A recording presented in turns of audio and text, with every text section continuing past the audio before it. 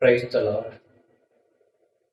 Today's message is on the parable of sheep and goats, which is discussed in Matthew chapter 25. In this parable, it is obvious and clear that this is the reference to the final judgment. The sheep, those on the right hand, are blessed and inherit the kingdom prepared for them from the beginning of the world.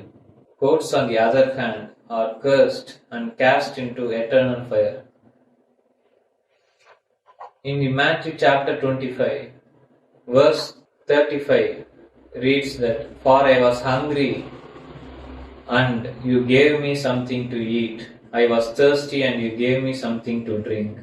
I was a stranger and you invited me in. I needed clothes and you clothed me. I was sick and you looked after me. I was in prison and you came to visit me."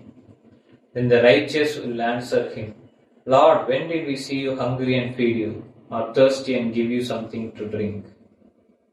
They would ask, "When did we see you as a stranger and invited you in, or needing clothes and clothed you? When did we see you sick or in prison and go to visit you?" The king will reply, "Truly I tell you, whatever you did for one of the least of these brothers and sisters of mine, you did for me." The sheep are here mentioned as the righteous, and the goats are referred to as the unrighteous people. Here, the unrighteous goats are so busy with their religion, and they ask in verse 44, "Lord, when did we see you hungry or thirsty or a stranger, or needing clothes, or sick or in prison, and did not help you?"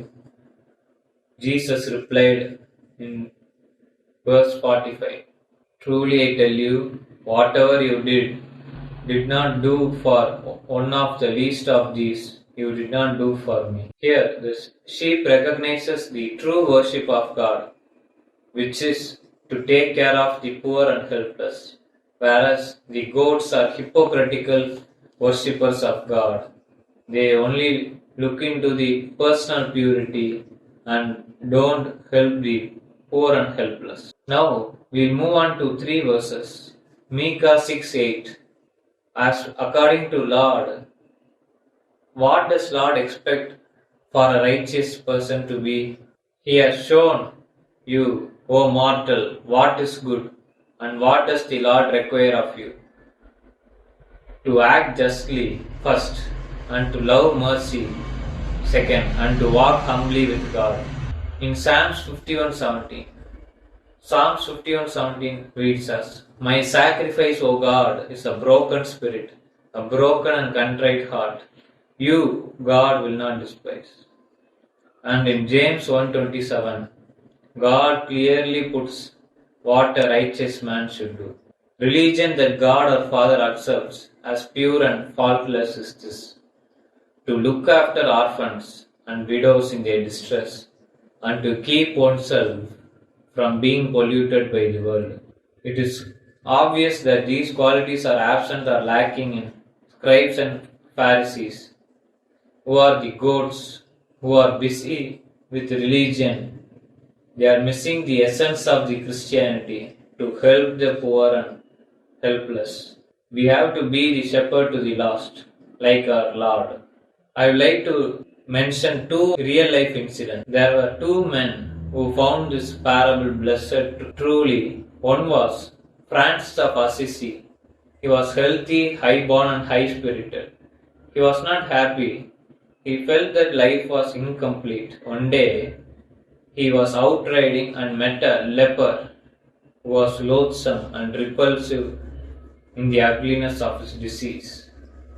Something moved Francis to dismount and fling his arms around the wretched sufferer, and in his arms the face of leper changed to face of Christ.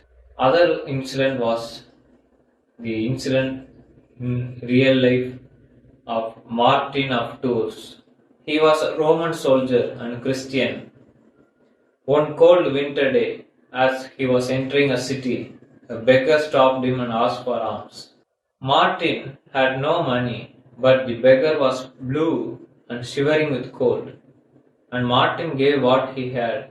He took off his soldier's cloak, worn and frayed as it was. He cut it into two halves and gave the other half to the beggar man.